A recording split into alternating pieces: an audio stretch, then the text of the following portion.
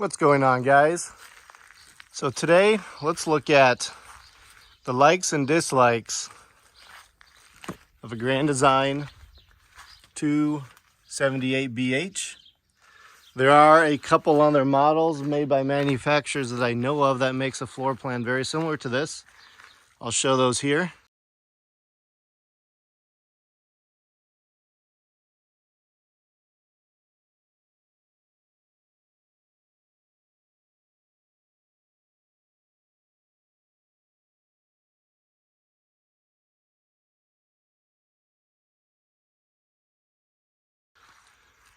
So let's get into it.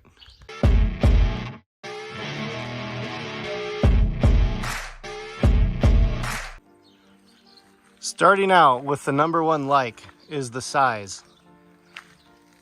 I like the size because it gives you that larger fifth wheel feel and conveniences, all in a package that's about 33 feet long. And this particular unit, the dry weight is a hair over 8,000 pounds, 8,512. See right there. The gross weight of 10,000, about 200 pounds. So a great size, really convenient to get in most campgrounds. It can be pulled with a gas truck. It can be pulled with a very well-equipped half-ton truck. About the only one that I know of is the Ford F-150 with a heavy-duty payload package. Those payloads range around 23 to 2,500 pounds. And the pin weight of this camper is right around 1,400 pounds loaded. So that one is about the only possible half-ton you could go with it. But if you have a 3/4 ton, a gas option, which I've made a video about, or in my case, I pull it with this Chevrolet Silverado 2500 Duramax. Obviously, it has no idea the trailer's behind me.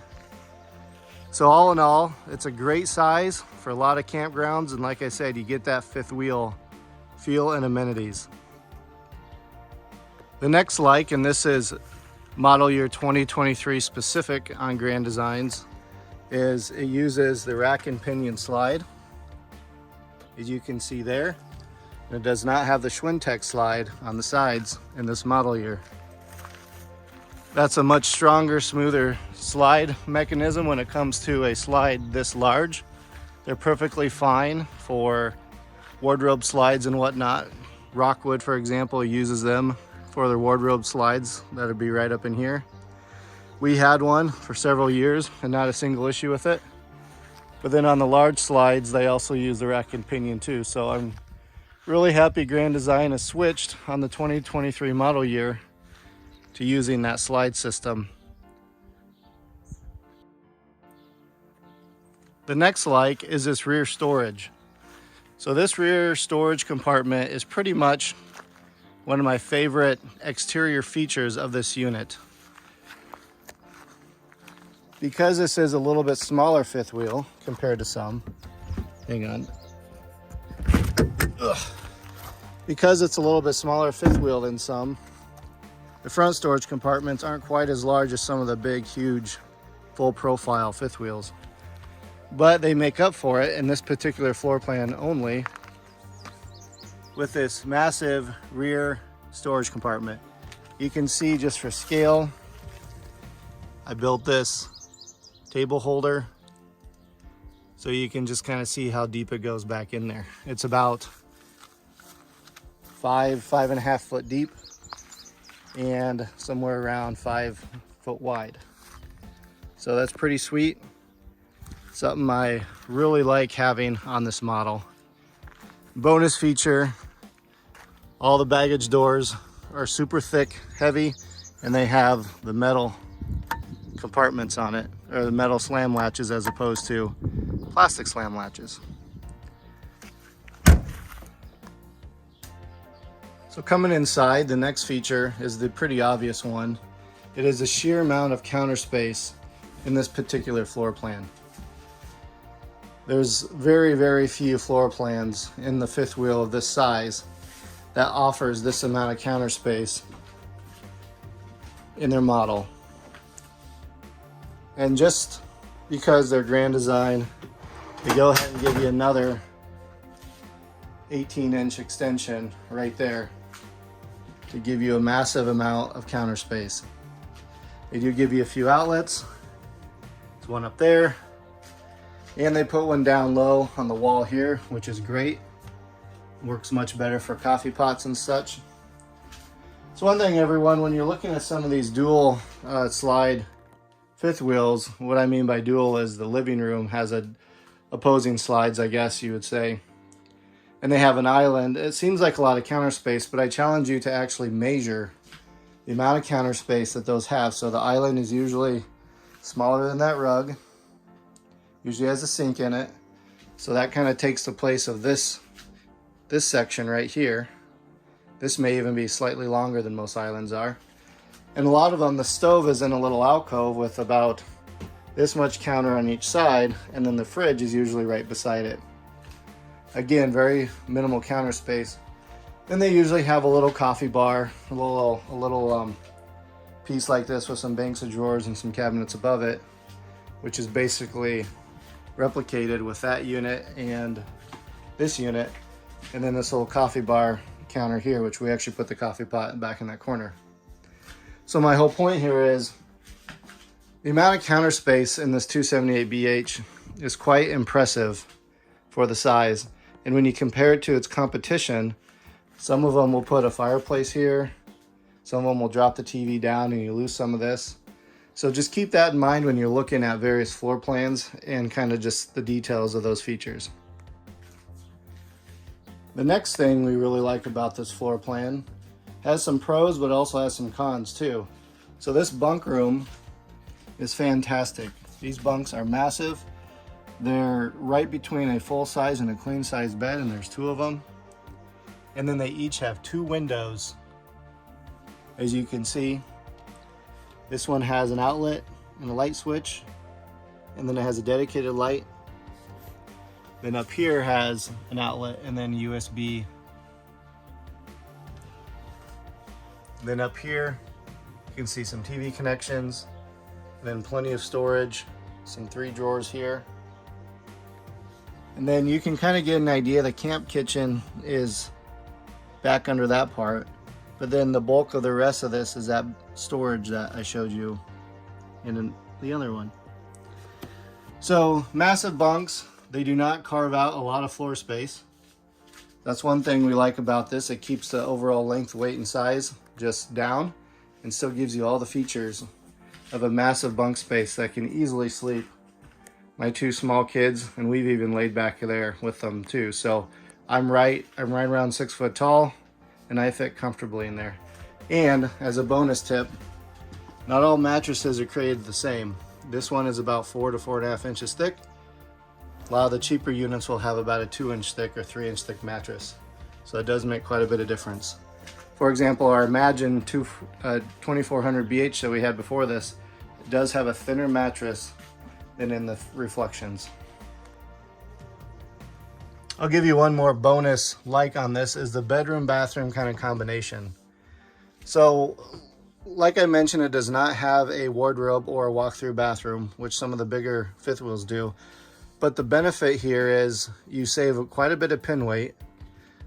If you had a wardrobe slide right here, that would create a lot of extra weight on top of your pin there. You got this really nice wide open wardrobe, or excuse me, you got this nice open bed. Side stands, so again, our Imagines, great trailers, but they had storage down each side, which allowed you to feel a little bit confined. It wasn't too big of a deal, but in general it was a little confining. Whereas this, you can really sprawl out. This is a full-size queen bed. However, to make up for not having a wardrobe, you have this very large storage unit here. You can see it has 4 big deep drawers and hanging spot. We can actually fit a full laundry basket inside there. So they made up for not having that, but you still get about the same amount of storage. And this is actually easier to access when you're loading because you don't have to put this wardrobe slide out in order to open the doors to fill it up. And then in turn, the bathroom, which is right here, you can see that wall space is where the wardrobe inside there was. It's a pretty decent sized bathroom, nice counter space, nice deep sink with a gooseneck. It allows you to actually be able to get your hands under there. They added a few features in the bathroom. You can hang your swimsuits up there, shampoos, good sized bathroom, pretty decent shower head, and of course some more storage on that side. And then lastly, you have a massive campsite window right here, and then your smaller window over there. And I did add a low profile Mach 8 air conditioner to this unit with the thermostat right there. I would have made an install video, but I didn't want to take the time to do that. I just wanted to get on the roof, get it done and over with. Of course, with likes certainly comes dislikes. And this list is sort of nitpicky really, but we have to come up with some dislikes. So you can be aware when you're shopping for different models of what some of the features to look at, not only on this model, but how they compare to other ones you may be looking at. And this first one is the black and gray tanks. So here is one outlet here, which is a black and gray, and then it's controlled with those two poles right there. Now you may say, well, that's fine and dandy, but that is the black and gray for the bathroom unit. But then this model, because of the kitchen in the back, actually has a second gray tank under here with the manual lever pull right there. Now the positive there is you have two nice sized gray tanks, so I think this has 90 some gallons of gray tank storage. The con is you either have to connect this together with a Y adapter, or you have to pull up, hook your hose up, drain it, and then pull up a little more, take off your hose, and hook on this one. I actually have both options. When we're dumping, I typically just pull up and move it, but if we're gonna be camping where there's a sewer connection, I do have a Y adapter and an extension hose that I hook to both together. And I keep my extension in that stinky slinky tube that they do include with the trailer. All in all, not the end of the world, but it is something that takes a little bit more time dumping. The next dislike and annoyance is where they put the controls to operate the jacks or the feet. So older models, they had controls either here or in this area, but in this one they put it in here, which I get it, is protected. It's more safe and secure that way. But at the same time, it'd be much more convenient when you're raising and lower things if it was more in this area versus standing over here. Gonna give you an idea. Reach your arm out. You can't really see what's going on the screen. You have to lean out to see what's going on in the truck. So again, if it was a little closer, maybe there was a locked keyed box here, something like that, which then of course having a key, that would annoy me too, because I actually don't lock things very often. But again, I get why they probably did it, but it's a little bit annoying from time to time. The next dislike is actually the awning placement. And again, I understand why they did it, and I'll explain that, at least why I think they did it. So you can see where the awning is and where the door is. So the door can't open all the way around. I did install this, so when we're loading it, we can actually have that. And there's several options out there, so if you want to look at it, I got the one that has actually a ball in here, which allows this guy to be at any angle in relation to the door. So I would recommend, if you're doing a latch, put one on there. So I dabbed some silicone in here, screwed through that into the side, and that's how I put that on. Anyway, you can see how the door cannot swing all the way open. Likewise, if you go to put the awning in and your door's like this, you risk, if you're not paying attention, catching the door when you pull it in. So let's talk about why I think they did it that way. Well, if I get back here, awnings only come in certain lengths, and this one is actually, I believe it's 20 foot long. And why they didn't put the little support brace in the middle like they do on some of the Imagines, I'm not quite sure. Maybe because those ones are 21 feet and maybe that's the magic number. Anyway, so you can see it's here above the camp kitchen. Then this 20-footer goes all the way over where I just was on the side of the door. Now they could have potentially slid the whole thing over to here. And if I'm not mistaken, there's a model I'm gonna try to throw on the screen here that actually does that, or a similar option. But what it does is it shifts the whole thing down. So now the awning pole would be here, leaving your camp kitchen not covered. Which I would, given those two options, I would certainly take the annoyance of kind of watching that door with having a camp kitchen covered as the other option. We did have a trailer with two small awnings. You may say, well, why don't they put a 9-foot here, then scoot that one over and make it a 20-foot? Well, that's actually worse. I've had one. What it does is it puts these bars right here, right in your zone where you're trying to work. I hit my head on those so many times. Plus then there's about an 8 to 10 inch gap between the awnings, and water comes in and it basically makes about 3 to 4 feet right in here wet anyway. So it was pretty pointless. That was one thing when we were looking that we wanted to make sure we didn't have double awnings on our next rig. So anyway, again, little nitpicky, just something you have to watch out for, but I think that's probably why they did what they did, which I would agree with their choice. The next item is this Ground Control 3.0. Now I'll show a picture here of my previous ones. They hung down with about 4 to 5 inches of ground clearance, and Lippert makes two options. They make the one that Grand Design sent on it, then they make one that's about 2 inches shorter that I actually had Grand Design switch, because when I would back in, you can see there's basically no incline here. But when I would back in, just that little dip right there, I would bottom out that jack and actually dig into the ground, as you can see right here. So going back and forth with Grand Design a little bit, they agreed to have the dealer replace these jacks for me. So they are the version that's 2 inches taller, and I've had no issues. Obviously the con to having them a little shorter is if the sight falls away down, then I do need to put a couple blocks under there to maybe make up that 2 inches. But in general, thank you Grand Design for coming to the plate and stepping up and having them swap those out. It has made life a lot easier, not having to worry about bottoming out and bumping things. You should really, I would think they should really consider using the shorter ones on these models.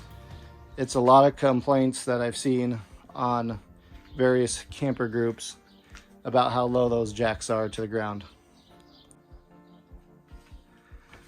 So the next dislike, which I already kind of alluded to, is actually this bunk as well. And it does not have to do with the space or the size. That's great. It has to do with the conditioning of the space. So this big area has a single AC vent right there. Likewise, it has a single furnace vent right there. What that means is the air conditioner is right there, and it's a looped system. So this one goes to the front, actually ties in with the one I installed, and it helps circulate and push the air back, comes and loops around. So the airflow out of that vent is fantastic. It gets nice and cold, lots of power. It's so close to the air conditioner. Obviously what that means is it's blasting this top bunk out, which actually we just use for piling crap, and the kids actually sleep down on the first bunk. But it blasts this out and it makes it stuffy and hot back there. So what we have to do is we set a fan, a box fan right here, that box fan, and we set that right here at an angle I'm kind of leaning against. And as the cold air comes down from here, it actually grabs it and pushes it back in there. I've seen some people actually mount a fan up there and plug it in and angle it and shoot it down, which I might end up doing. The problem is I could see us bunking our head on it or breaking it with a door or something. So we're trying this for now. So that air circulation cooling isn't great. Now heating, we haven't actually camped heating with it, but since we've had it in January, I was able to test the heating and everything. Almost no heat comes out of this vent at all. It just barely trickles out. The furnace is all the way back there behind the couch. While Grand Design pushes their floorless vents, which is awesome actually, since we actually camp when it's warm out as opposed to when it's heating, so we don't actually have to run the furnace that often. So we prefer that option of having no floor vents, just keeps everything cleaner. However, the con is they use the cheap aluminum slinky and they just feed it through everything here. Every bend makes those slinkies even less efficient. So by the time it gets all the way up here, it's gone through 20 feet and about probably 10 bends, and you can kind of see it down in there, but just not much heat comes out. On the flip side, quite a bit of heat blasts out of this guy. So what we do is we turn that vent so it shoots back up in there, and it really hasn't been that big of a deal yet. Again, we don't camp when it's super cold, but just something to keep in mind when you're looking at this particular model. And I know that's kind of a common complaint with other Grand Designs as well. On our 2400 BH, we had very bad heat circulation in the rear bathroom. Basically the same thing. The furnace is up under the sink and has to travel a long ways. So the bathroom was always freezing and those bunks always got quite cold. So make sure to kind of weigh that as a potential issue as you look at this floor plan. A bonus, I wouldn't necessarily call it a dislike because we were fully aware of it when we purchased it, is one of the things that we thought would be our most kind of concerning piece is the relationship of the dinette and the love seat with the TV. Now, we did quite a bit of testing before we pulled the trigger and buying it. We would sit there, crank the TV out as far as it can go. You can see in this video here, I'll post about kind of your angle views that you see it from the couch. We determined it actually is not nearly that bad. You don't have to turn your head like some people think you do quite as bad. You can actually kind of just prop up and lean there, and we did pick up this ottoman that holds their toys, but obviously it creates not too bad of a viewing angle to the TV. So I wanted to point that out as not necessarily a like or dislike, but I would say that's a bonus neutral. A lot of people point out this floor plan that is a dislike, but I just wanted to let you know that has not been an issue for us, and we haven't really found that to be that big of a problem. Again, we don't watch a ton of TV. Maybe at night we're putting the kids to bed or something, but in general, if you're concerned about this 90-degree sort of relationship, I'm just saying it hasn't really been that big of a deal, and I think it's not that bad since this TV can actually pull out quite a bit. And it is a good sized TV, as you can see. Now for fun, a super bonus comment to be aware of. Again, we knew about it when we bought it, and it hasn't really been that big of an issue. But as I put the slide out in, your travel access, and I made a video of this, but your travel access limits full use of the fridge and accessing that back bunk completely. Again, we knew about it. Since this is a rack and pinion slide, we can just kind of nudge it out and get back there. Watch that access video for more information, but just kind of keep that in mind that that is something to be aware of when you're looking at this model and other floor plans that have the fridge back there and the bunk room door back there too. So again, another heads up.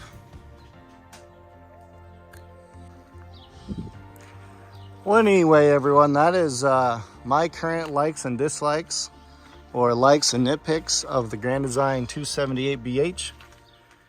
Thanks for watching. Please like and subscribe for more camper and truck towing related videos.